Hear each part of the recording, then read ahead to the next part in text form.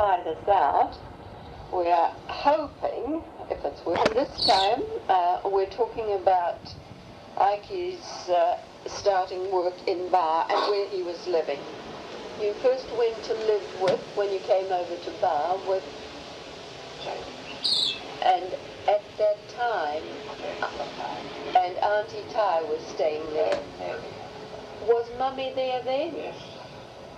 Really? Yes. And so you were all there? All there.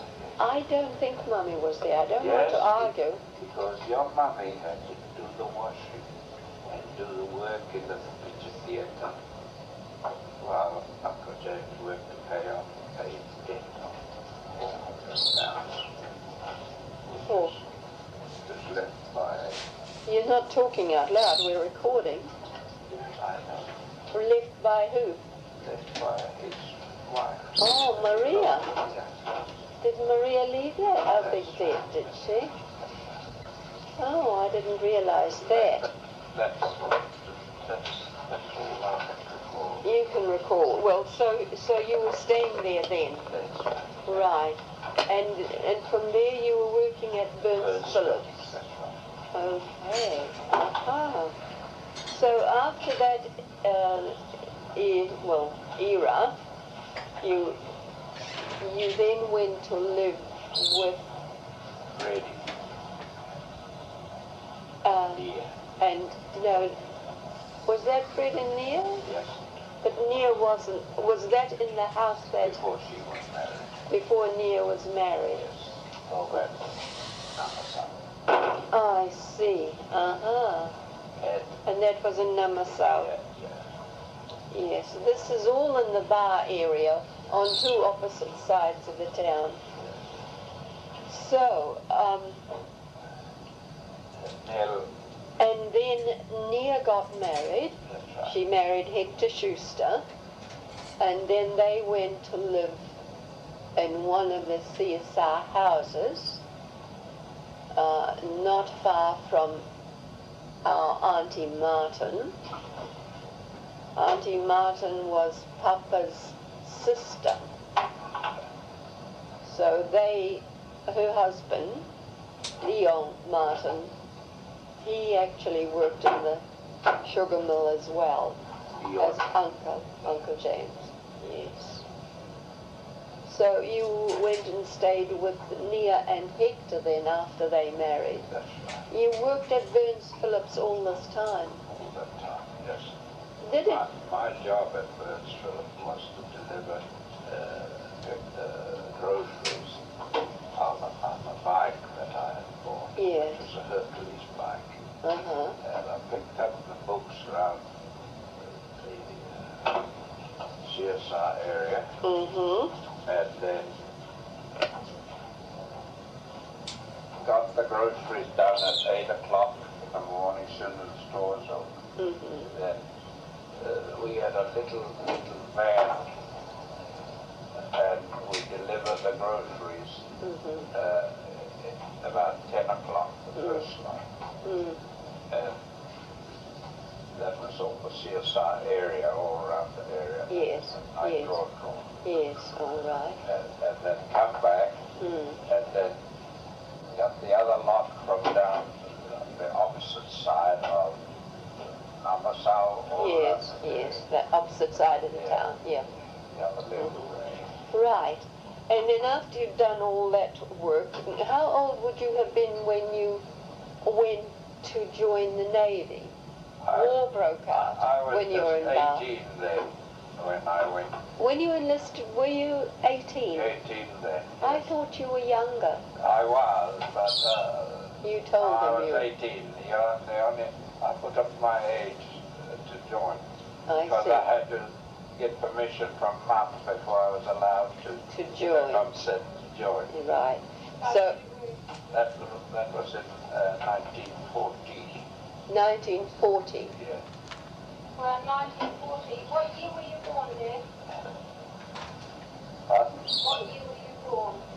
What year? Well, we could find out exactly. Nobody knows. So what year? The year I was born was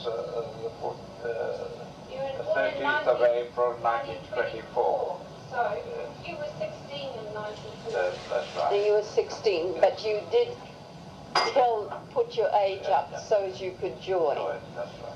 So, there were several of you, weren't there? That's Can you right. remember the names of the other? The boys that joined with me in Suva, which was the barracks there, Yes, was Tommy Florence, yes. Aubrey Farquhar, Colin Thomas, Kitchener Powell, Grant Hennings. and Grant Hennings, which was my best friend because he was with me all the way throughout The war years. the war years. Yes. Especially. Now, all of you, And we had one more fellow that I missed was went to Australia. He married the girl Hennings, Griffin. Griffin, yes. Tommy, was it Tommy Griffin? No, I just don't know his. Grant Hennings' sister, wasn't it? Yes, married the Hennings that used to be. Her father used to be on the boats. Oh, yes. Yes. Sarah Hennings.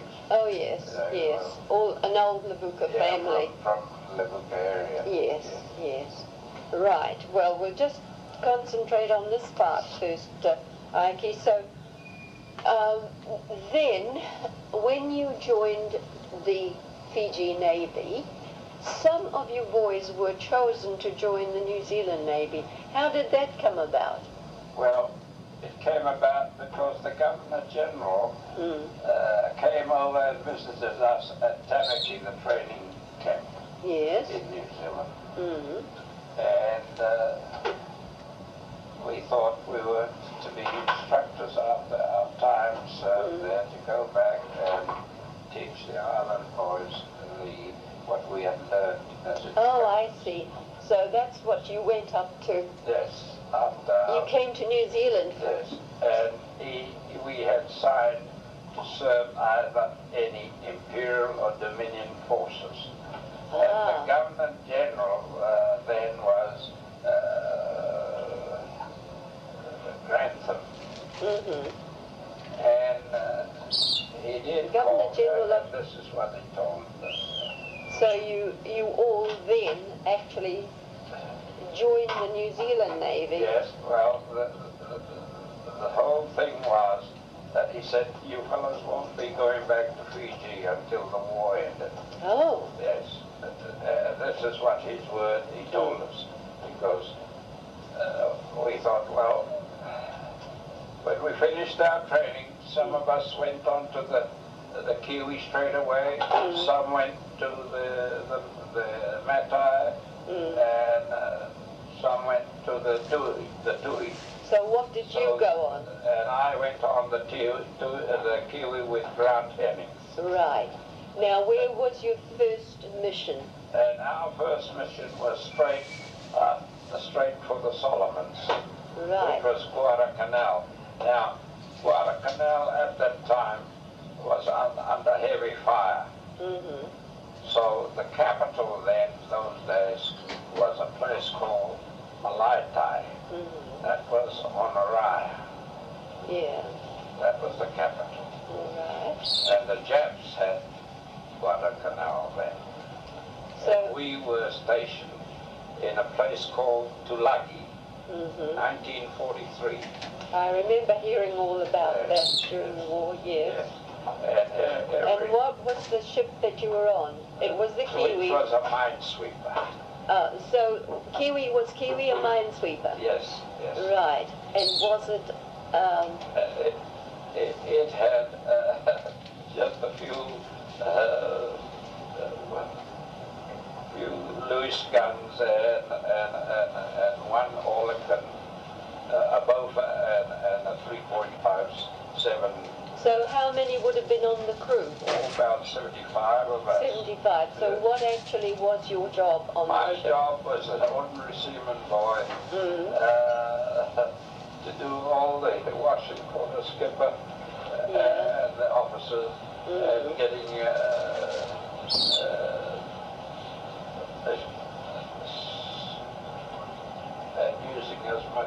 was alive and was getting for the trousers, I was getting a shilling.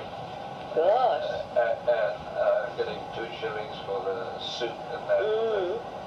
And I hope you made a good job of it. Well, I was lucky to get something, as I was getting only 2 shillings a day in imperial money. And the Navy boys and New Zealanders were getting 8 and 5 a day. At my rate of pay as an ordinary seaman. Wow. So as they had us all tied up, we had to take what was given. Exactly. So when you port, where were you at? What port were you at? Stationed at? What port? What port? Well, we were stationed in Tulagi. Right. And our area was to patrol up and down in Guadalcanal from what the place they called Oogie Point and Langa Point. And you had to be sure that there was no mines.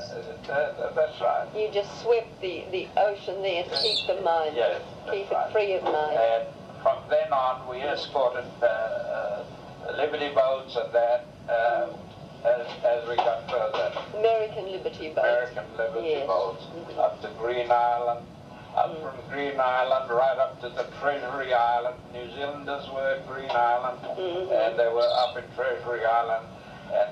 And towards the end of my time in 1943, right up till June 44, I finished my stint as far as Bougainville.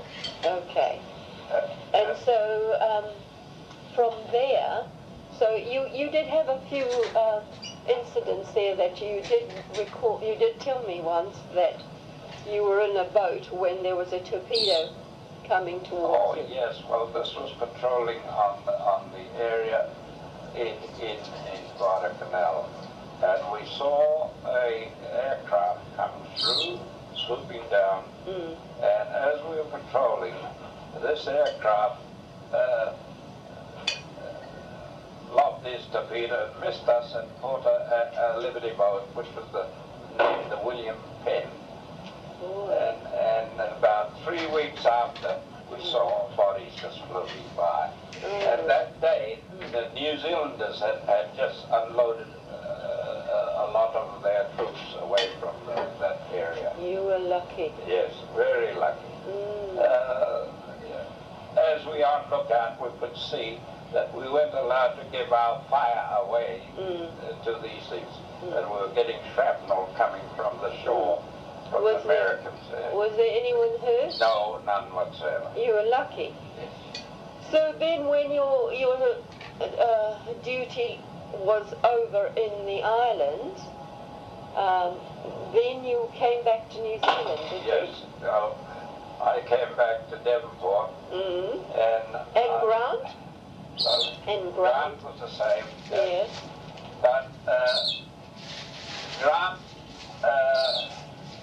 we went on leave, got leave for our leave as far as from Auckland to Invercargill. Most of us got as far as Dunedin.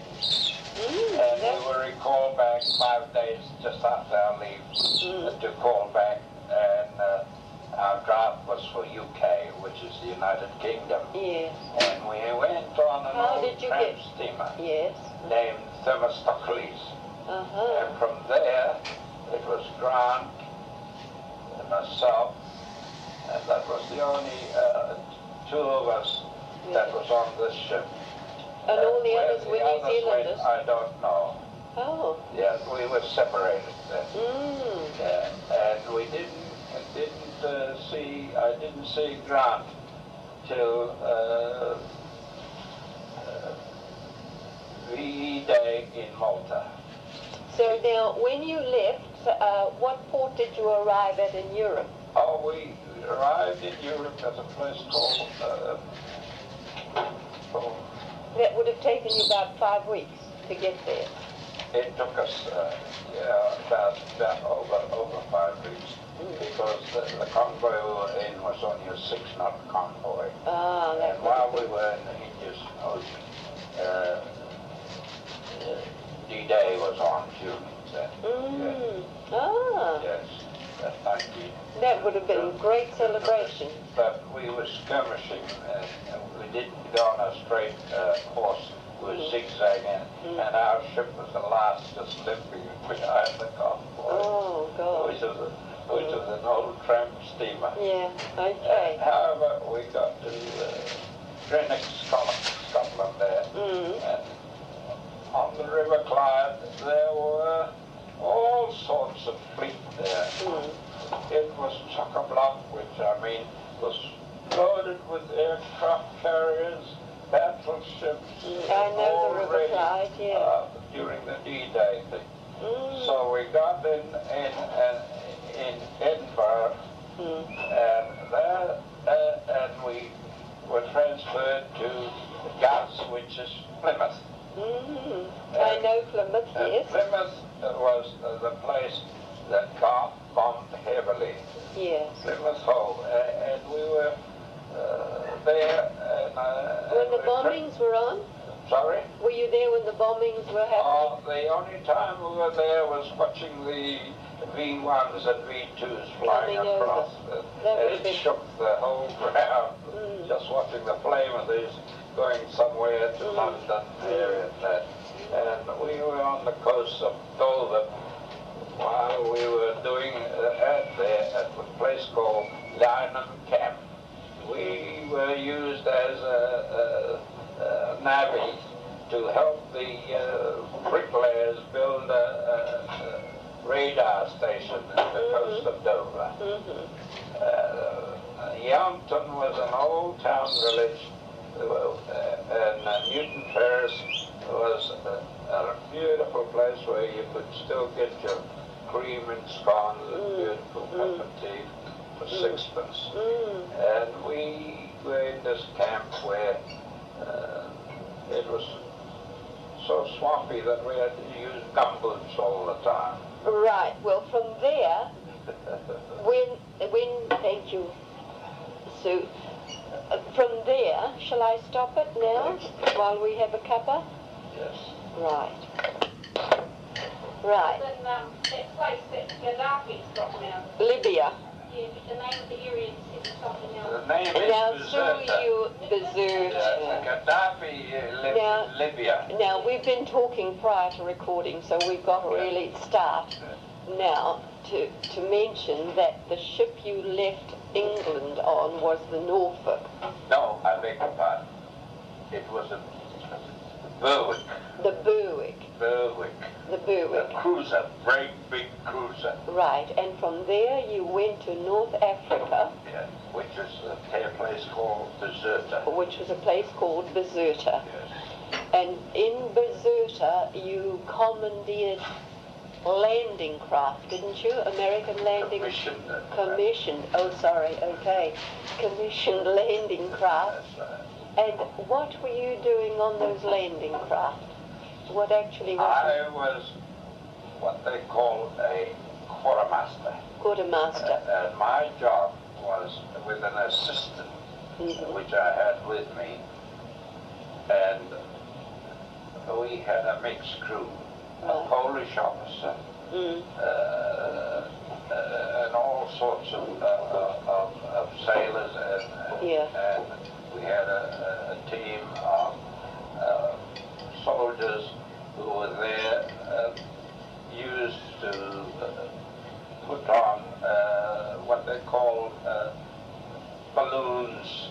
Oh, yeah. Stop aircraft coming through our area. I see, right. And that was your job, sort of placing different, in the landing craft, placing. Quartermaster. But the actual job of the landing craft was to carry troops. Right. And then, how long were you there then? From there you went to... On this landing craft, we went to Naples. Naples, yes. And before we went to Naples, we called at a place called Old Taranto. Right. And there on Old Taranto was the area where the Italian fleet were station? Say, were on scuttles there, Oh, gun really? flaps and everything. Goodness And me. right opposite Old Toronto was the area where the ITARs used to make their submarines. And Was quite a port. which was a port. Yes. And in that port, You there were weren't still... hospital ships everywhere, Oh. bringing the wounded from Yeah. probably the fighting area Yes. down onto these boats. For night and day, they were loading wounded. And this was your job, My taking job these... was Taking these... to fill in the logbook of what we were doing and pass it on every day on the routine half-hour boats. And where were you... And we knew, I knew what next port we were going to. So you went from port to port, Port to port. taking these people. And at that time, ELAS and EAM were fighting each other to take control of Greece. Oh, Yes, 1944. goodness me. Yes. And our job was to take what they call the Gurkha Rifles and the 4th Indian Division. And we picked them up in Old Toronto and took them straight to Greece. And at that time, it took us 3 months to bring 45,000 refugees back from a place called Piraeus, which was the port of Athens. Yes, yes. Now, when Where they were you came taking aboard, them? we had to delouse them night and day, backwards and forwards, from Piraeus to Bari. Bari was the closest port where we disembarked these refugees. This is after the Germans and the thing tried to clear out from Greece. Yeah, I see, yes. And it was an eyesight for me, 21 then. I had just turned 21. Ah, Yes. And what were the refugees like? There's a Toronto. I went ashore and got drunk, and I come back aboard, and they struck a match on my bottle of what they call cognac, and I got it for a packet of cigarettes, and I ended up in the sick bay, and my punishment was to wash dishes oh my for a whole goodness. week. However, I got over that. Yeah, what a celebration. Yes. Right, so that was for 3 months you were doing that, taking these During refugees. that time, yes. Yeah. What were the refugees like then? What described the refugees? What were they like? Oh, it was mixed. It was Yugoslavs, and they were out in the open like a pack of cattle. Were They they? were all covered in lice and everything. Oh. And our job was to Where did they come delouse them. from? Most of them come from freaking areas that the Germans had left. Not concentration camps or anything. No, just refugees probably from Yugoslavia and that area. A mixed area. Yeah, you see, Greece is close by. We passed by on the landing crafts. We went right up to a place called Paulos and Patras, which is the Aegean Sea. Yes, yes. Now, coming back from there, that ended our stay. And when we finished taking the refugees, we went up to Naples. Then we became in a different area where the Germans then had occupied Spezia up in Milan and all around that area. So we took the Fifth Army right through the Straits of Messina up through to a place called Livorno, which is Leghorn. And in that area, we were allowed ashore only on what time we had, and you had to follow the white line because the Germans weren't far away from where we were. They were still there. They were still there up in the Po Valley and okay. And I went and... So the war was still on? oh, yes. Oh, yes. Still 1945. Oh, yes. I'm trying to. And you see, that area, the Germans had a lot of E-boats, and they were faster than any of us, and we had escorts, which they call destroyers, equivalent to their E-boats. And one day we'd be in Leghorn, next day we'd be in a place called Marseille, France. Yeah. And through to go to France, you had to pass by between Sardinia and Corsica. You go through the Beneficio Straits, and every time our ship passed by, you could see that the volcano of Stromboli going straight into the sea. It was a sight between Sardinia and Corsica. So from then on, when we got to Marseille, we took the 3rd Canadian Divi, and that was another month, 3 months course there. And mind you, we weren't the only ship that was doing this. There were 5 landing crafts in our flotilla. And at that time, we were under command of Admiral Cunningham, those days. So from there, right up to VJ Day. VE Day, we were in a place called Casalama, which was just below Mount Vesuvius. And we got a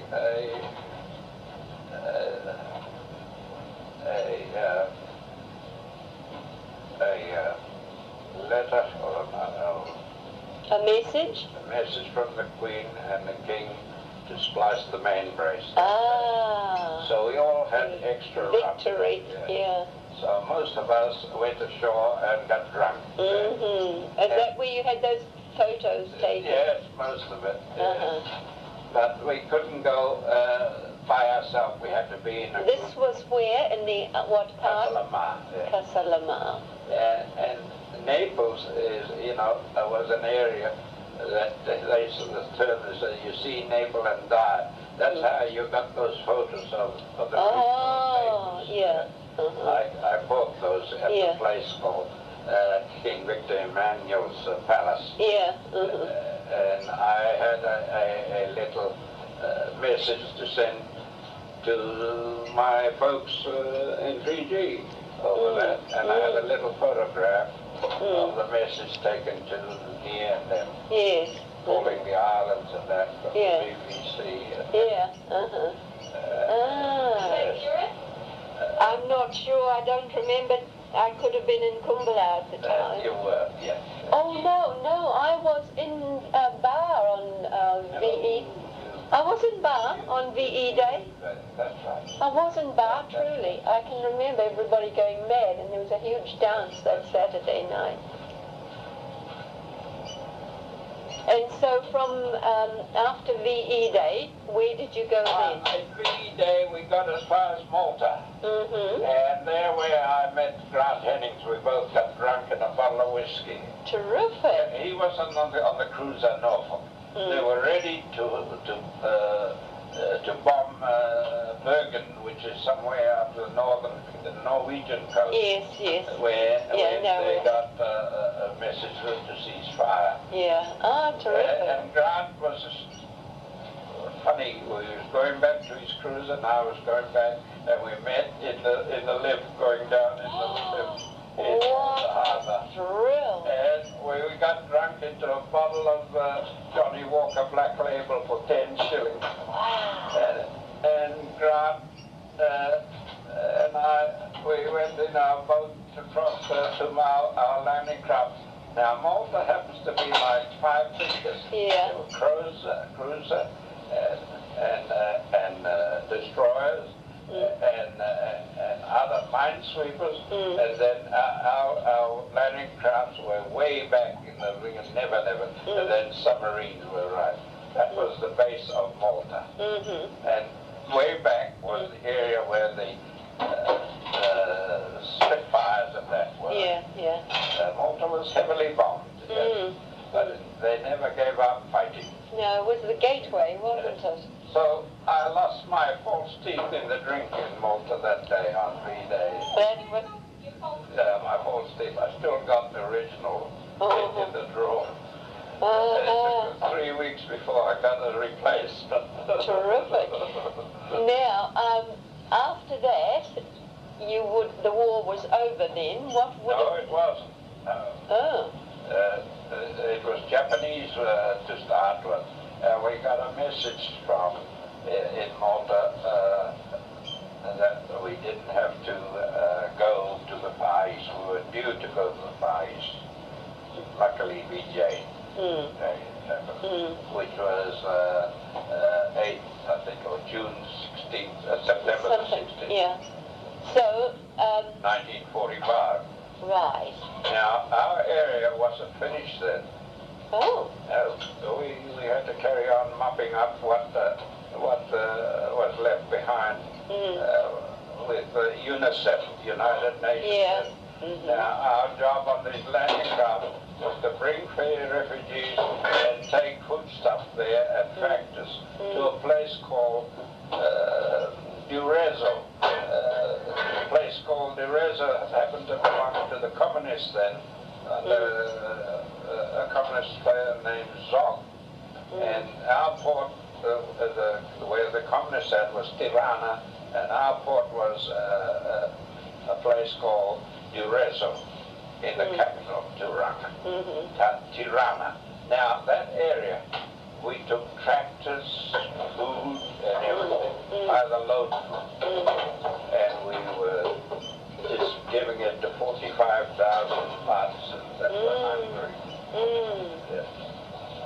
Not only for the 45,000 of them, they wouldn't let us go in a place there because they only had 500 British garrison troops there. True.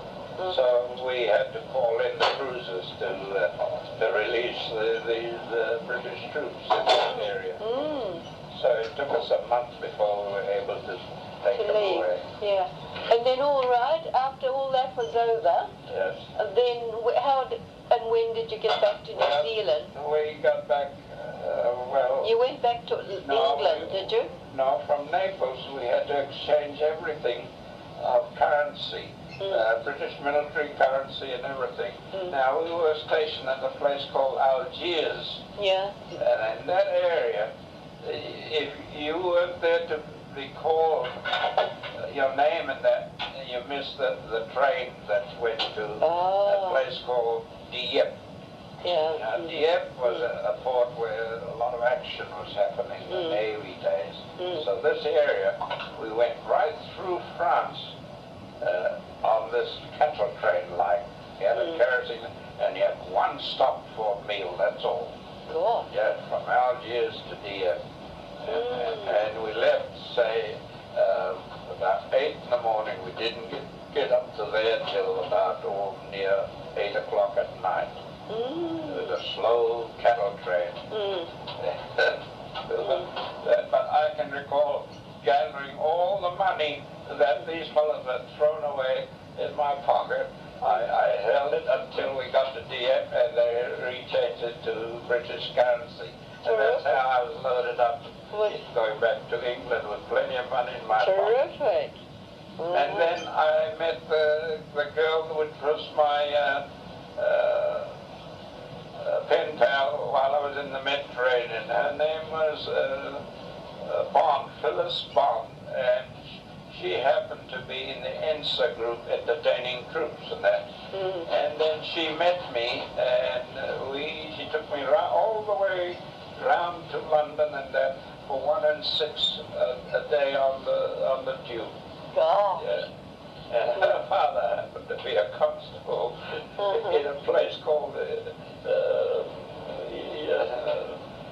the Oval, where they played cricket. Yes, yes. And I said, I haven't met a proper Cockney. And the grandmother said, what do you think we are? I'll soon take you around there. We are Cockneys, of course. And they loved me because I took chocolates and tobacco, which I got given in my ration, and they were pleased as much. I bet they were. So there you are. They took me up the BBC, and I got a pound for talking and singing Isolé to the Calling the Islands program. Ah. Yeah. And talked about my Atlantic Isolé on the BBC. Yeah. And I still got the chart in of the underground in London. Wow, Yeah. that's interesting, Ike. Then, when did you get back to New Zealand? I got back on Christmas Eve on the escort carrier, what they call a Liberty boat type of carrier. Yeah. In Wellington, and the girl that used to be in the Navy, land girl, met me at Wellington, and we got drunk as we come ashore, and she gave me enough time to catch my train back to Auckland. And it was so fast that I ended up in the VIP compartment, and someone told the mountains that this boy's just on your ride back. What the hell are you looking at? That's all I can remember. And they kept quiet after that. The civilian didn't think of me being in their compartment. No. So from then on, I ended up in Fiji on Christmas Day, on the Viti. I'll never forget, we were looking for That's you, right. and we were in such cramped quarters in this boarding house. It was as hot as one thing. We'd been down to the boat. Yes. You weren't there, and you'd gone somewhere else. Yeah, I was up in the Flagstaff in Suva. Anyhow, we got back to Bar, and you eventually turned up. Yes. But you weren't the same person. But I, at that time, I didn't feel like, I felt like You were lost. Yes. Absolutely lost. The food was Yeah. too much for me. Yeah. Now we're going to stop this because I think that's all we can talk about until you get back to New Zealand. And it wasn't long afterwards anyway. No. You got back to New Zealand about a month later, wasn't it? Yeah, well, it was no time for me to stay in the island because I was given 91 days leave. Yeah. And that's how Mr. Ragg met me. And In Auckland. yes. Yes. In the wharves in Suva. Yes. In Auckland. Yes. Yes. Straight away. And I was demobbed. yes, and Mr. Ragg, who was quite a High prominent businessman. Fiji businessman, Yeah.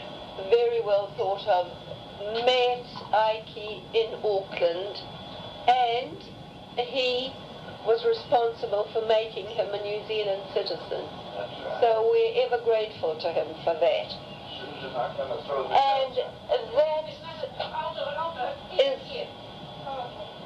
that is the start of another story. So goodbye for now.